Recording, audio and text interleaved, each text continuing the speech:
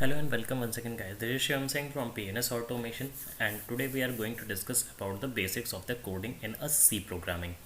कुछ offline classes नहीं होने के कारण ये क्लास अभी हम ले रहे हैं. इस क्लासेस को जो भी ऑफलाइन सेशन में बच्चे मेरे जुड़े हुए हैं वो इसको वॉच करें. वॉच करने के बाद कुछ प्रैक्टिस करें. थोड़ा सा कुछ कैजुअलिटीज़ हैं जिसके चलते अभी ऑफलाइन क्लासेस हम नहीं ले रहे हैं. क्लासेस फिर से कंटिन्यू होंगी 15 से. तो गाइस रिक्वेस्ट है 15 के बाद सबके सेशंस और सबकी चीज़ें क्लियर होंगी. आते हैं अपने ऑब्जेक्टिव अपने टॉपिक पे. आज का जो सेशन है हमारा वो सी प्रोग्रामिंग में बेसिक्स के है. सी प्रोग्रामिंग में बेसिक्स में अगर हम देखें तो सी प्रोग्रामिंग का जो स्ट्रक्चर होता है, first of all we have to mention the header file. Header file is nothing. ये आपका क्या है, हेडर फाइल हम क्यों इस्तेमाल करते हैं? तो हेडर फाइल इस्तेमाल करने का मतलब है कि अगर आप किसी भी कंपाइलर से, सी जो है सी प्लस प्लस जो है वो कंपाइलर सेक्शन है, पाइथन जो है आपका इंटरप्रेटर सेक्शन है.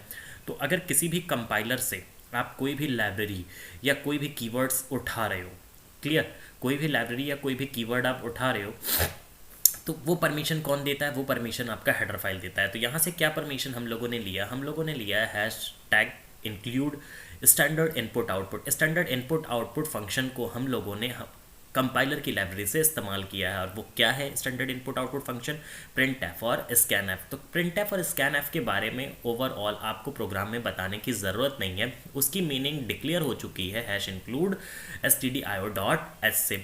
नेक्स्ट होता है आपका वॉइड मेन या इंट मेन. वॉइड मेन या इंट मेन हम लोग इस्तेमाल करते हैं कि हमारा जो प्रोग्राम है वो किसके अंतर्गत चल रहा है, किस फॉर्मेट में जाके स्टोर होगा. अगर हम इंटीजर डेटा लेंगे तो इंटीजर में स्टोर होगा, या अगर डेटा हमारा इंटीजर के अलावा कुछ और आता है तो वो फिर वॉइड में जाके स्टोर होगा. अभी हम डेटा टाइप की बात नहीं कर रहे. डेटा टाइप की बात हम बाद में करेंगे. अभी बेसिक्स कोडिंग्स की बात करते हैं. डेटा टाइप क्या होता है? वैसे जनरली समझ लीजिए डेटा टाइप होता क्या है. जब आप किसी भी कोडिंग में कोई इनपुट प्रोवाइड करते हैं या आउटपुट लेते हैं तो इनपुट या आउटपुट लेने के बहुत सारे ज़रिए होते हैं. बहुत सारे ज़रिए इन द सेंस हो सकता है आपका जो आउटपुट आए, सपोज डैट आपका आउटपुट जो आ रहा है 1 आ रहा है, 2 आ रहा है. हो सकता है आपका आउटपुट ए आए, बी आए, एस आए. ठीक है, हो सकता है आपका आउटपुट कोई नाम आए. ठीक है, तो इतने कंसिडरेशन है, इतने तरीके हैं. हो सकता है आपका आउटपुट जो आए 1.2 आए. तो डिफरेंट आउटपुट्स आपके आ सकते हैं, डिफरेंट तरीके से इनपुट आप दे सकते हो. तो अगर आप सिर्फ नंबर्स में वैल्यू देते हो, नंबर्स में भी 1 2 या फिर -9, ठीक है, तो इस तरह की वैल्यूज़ आप प्रोवाइड करते हो तो इसको हम बोलते हैं इंटीजर डेटा टाइप. कि आपकी वैल्यू प्लस में भी होगी और माइनस में भी होगी. सच काइंड ऑफ इनपुट और output is called integer.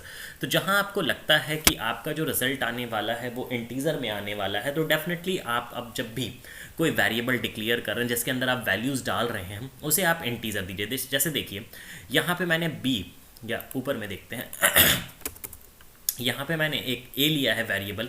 Variable क्या होता है? Variable is nothing. Variable is a file in which we are going to store the value and the size of that variable will be depend on the data type. तो यहाँ data type क्या है? हमारा integer है. Integer generally आपका 2 byte data consume करता है. तो इंटीजर मैंने यहाँ पे लिया. इट मीन्स डैट ए के अंदर हम किसको स्टोर कर सकते हैं? ए के अंदर सिर्फ और सिर्फ इंटीजर को स्टोर कर सकते हैं. मतलब ऐसी वैल्यू को स्टोर कर सकते हैं जिसमें डेसिमल नहीं होगा, माइनस प्लस हो सकता है. तो ए के अंदर हमने क्या पुट किया? 2 पुट किया. नेक्स्ट मैंने बी को फ्लोट टाइप का लिया. इट मीन्स डैट इसमें हम इंटीजर भी पुट कर सकते हैं. ज़रूरी नहीं है कि हम सिर्फ फ्लोट ही करेंगे, इंटीजर भी कर सकते हैं, या अगर चाहें तो हम फ्लोट भी कर सकते हैं. फिर इसको हम ऐड करेंगे सेमीकोलन से. अब फिर हम बात करते हैं ए एस वॉट एवर. अगर हम सिंपल अल्फ़ाबेट्स लेते हैं तो सिंपल अल्फ़ाबेट्स जो है हमारा वो कैरेक्टर डेटा टाइप में आ जाता है. और द कॉम्बिनेशन और the array of the character will be string. जो राम है हमारा वो स्ट्रिंग कहला जाएगा. ये हम अभी आगे स्टडी करेंगे. ओके, तो अगर आप इनपुट ले रहे हो तो जाहिर सी बात है आप इनपुट को किसी, या आप कोई भी वैल्यूज़ ले रहे हो तो आप किसी के अंदर स्टोर करोगे. जिसके अंदर स्टोर करोगे ये डिक्लेयर कर दो कि वो आपका फाइल कैसा है, क्या डेटा टाइप वो स्टोर करेगा अपने अंदर, किस तरह की वैल्यू स्टोर करेगा.